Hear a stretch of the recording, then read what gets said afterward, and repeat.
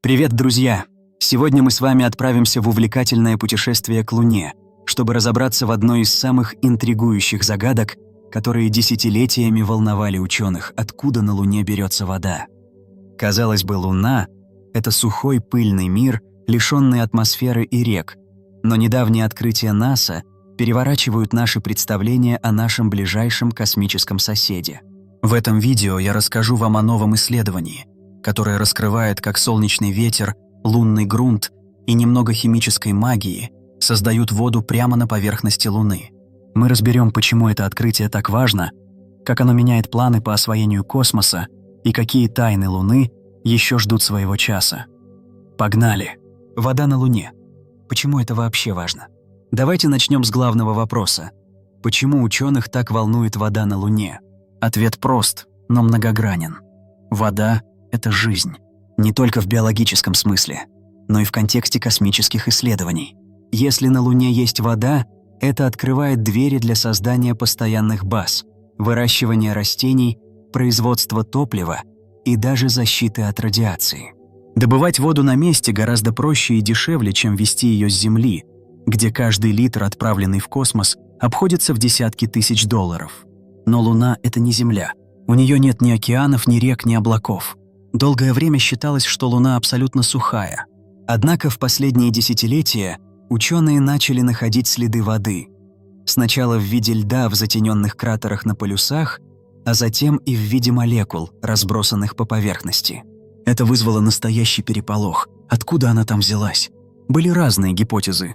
Ледяные кометы, падающие на Луну миллиарды лет назад, вулканическая активность в далеком прошлом или даже химические процессы внутри лунного грунта. Но ни одна из теорий не давала полного ответа. И вот НАСА сделала шаг вперед, предложив новую, невероятно элегантную теорию, которая связывает воду на Луне с Солнцем. Солнечный ветер. Невидимый художник Луны. Чтобы понять, как это работает, давайте разберемся, что такое солнечный ветер. Это поток заряженных частиц, в основном протонов и электронов, который Солнце постоянно выбрасывает в космос. На Земле мы защищены от этого потока магнитным полем и атмосферой, которые действуют как щит.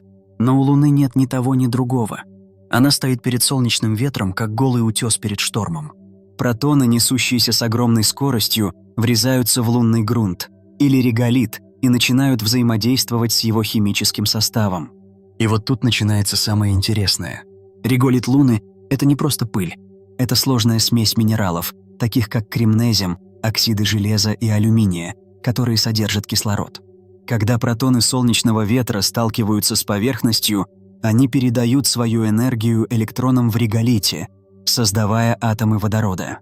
Эти атомы водорода, словно маленькие химические агенты, начинают искать, с чем бы им соединиться, и находят кислород в минералах.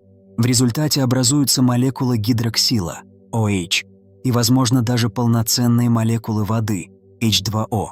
Представьте себе, Солнце, которое мы привыкли считать источником света и тепла, на Луне становится химической лабораторией, создающей воду. Это звучит как научная фантастика, но именно такие процессы, по мнению НАСА, происходят на поверхности Луны. И самое удивительное, что для этого не нужны никакие сложные условия, только солнечный ветер и лунный грунт, который лежит под ногами будущих астронавтов. Как НАСА это выяснило? Теперь давайте разберем, как ученые пришли к такому выводу. Это не было случайным озарением. За этим стоит масштабное исследование и невероятно сложная симуляция.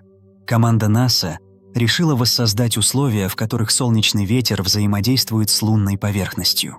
Они построили самую реалистичную на сегодняшний день модель, которая учитывает не только физику частиц, но и химический состав реголита, его структуру и даже микроскопические особенности поверхности Луны. В отличие от Земли, где солнечный ветер теряет свою силу, на Луне он действует напрямую. Ученые смоделировали, как протоны проникают в реголит, сталкиваются с атомами и запускают цепочку реакций. Результаты показали, что гидроксил и, возможно, вода действительно могут образовываться в верхних слоях грунта. Более того, эти молекулы могут сохраняться в реголите, особенно в регионах, где солнечный свет не слишком интенсивен, например, в полярных кратерах, где температура низкая, а тени постоянны. Но есть один нюанс. Ученые пока не могут с уверенностью сказать, образуется ли на Луне чистая вода в жидком или твердом виде. Большая часть данных указывает на гидроксил, молекулу, которая является предшественником воды. Чтобы подтвердить наличие полноценной H2O, нужны дополнительные исследования, возможно, с использованием луноходов или даже пилотируемых миссий. Но даже текущие результаты уже переворачивают наше понимание Луны. Почему это открытие меняет все? Теперь давайте подумаем, что это значит для будущего. Если вода на Луне действительно образуется благодаря солнечному ветру, это открывает огромные перспективы для космических миссий. Представьте, вместо того, чтобы искать лед в глубоких кратерах, астронавты смогут добывать воду прямо из грунта. Это может быть сделано с помощью нагрева реголита, чтобы извлечь гидроксил или молекулы воды, или даже путем химической обработки грунта на месте. Но это не только про воду для питья. Вода – это универсальный ресурс. Ее можно расщепить на водород и кислород, которые используются как ракетное топливо. Это значит, что Луна может стать своеобразной заправкой для космических кораблей, отправляющихся к Марсу или дальше. Кроме того, вода может быть использована для создания защиты от космической радиации, которая является одной из главных угроз для астронавтов. А если мы научимся эффективно добывать воду, это сделает Луну первым шагом на пути к колонизации космоса. Но есть и другая сторона медали. Это открытие заставляет нас задуматься о том, насколько хрупка Луна. Если солнечный ветер способен создавать воду, то он же может ее и разрушать.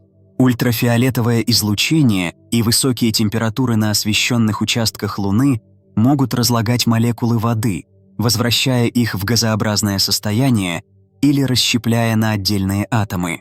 Это значит, что вода на Луне – это не статичный ресурс, а динамическая система, которая постоянно обновляется и исчезает. Понимание этого баланса будет ключевым для будущих миссий. Малоизвестные факты и неожиданные связи. Давайте копнем чуть глубже и посмотрим на некоторые малоизвестные аспекты этой темы. Например, знаете ли вы, что Луна не единственное место, где солнечный ветер может создавать воду? Ученые предполагают, что подобные процессы могут происходить на других безатмосферных телах, таких как астероиды или Меркурий. Это открывает новую главу в изучении Солнечной системы. Возможно, вода – это не редкость, а скорее универсальный продукт космической химии. Еще один интересный факт. Реголит Луны – это не просто пыль, а настоящий архив истории Солнечной системы. Каждый слой грунта хранит следы солнечного ветра, метеоритных ударов и даже космических лучей. Изучая, как водород взаимодействует с реголитом, ученые могут узнать больше о том, как Солнце менялось за миллиарды лет. Это как читать дневник звезды, записанный в пыли. И вот еще одна любопытная деталь. Процесс образования воды на Луне может быть связан с так называемыми лунными вихрями, загадочными светлыми узорами на поверхности, которые видны в телескопы. Ученые считают, что эти вихри возникают из-за слабых магнитных полей в реголите, которые отклоняют частицы солнечного ветра. Если это так, то вихри могут быть местами, где вода образуется или сохраняется лучше всего. Представляете, как круто будет, если будущие луноходы отправятся именно туда, чтобы проверить эту гипотезу. Что дальше? Открытие НАСА – это только начало. В ближайшие годы программа Артемис, которая предусматривает возвращение человека на Луну, станет главным полигоном для проверки этих идей. Астронавты и луноходы будут собирать образцы грунта, анализировать его состав и искать следы воды. Кроме того, ученые планируют запустить новые спутники, которые смогут картографировать распределение гидроксила и воды по всей поверхности Луны. Но есть и вопросы, которые пока остаются без ответа. Например, как много воды можно добыть из реголита? Достаточно ли ее, чтобы поддерживать постоянную базу? И как долго этот процесс может продолжаться, учитывая, что солнечный ветер не прекращает свою работу? Ответы на эти вопросы определят, станет ли Луна нашим первым космическим домом или останется просто научной лабораторией. Заключение. Луна как зеркало наших амбиций. Вода на Луне – это не просто химический процесс. Это символ того, как далеко мы можем зайти, если будем задавать правильные вопросы и искать ответы. Открытие НАСА показывает, что даже в, казалось бы, пустынном и безжизненном мире можно найти ресурсы, которые изменят наше будущее.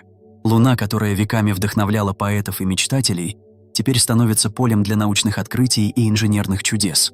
Так что в следующий раз, когда вы посмотрите на Луну, подумайте, Там, в пыли под ее поверхностью, возможно, скрывается вода, созданная Солнцем. И эта вода может стать ключом к звездам.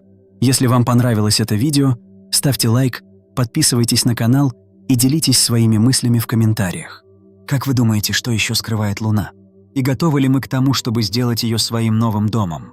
До встречи в следующем видео.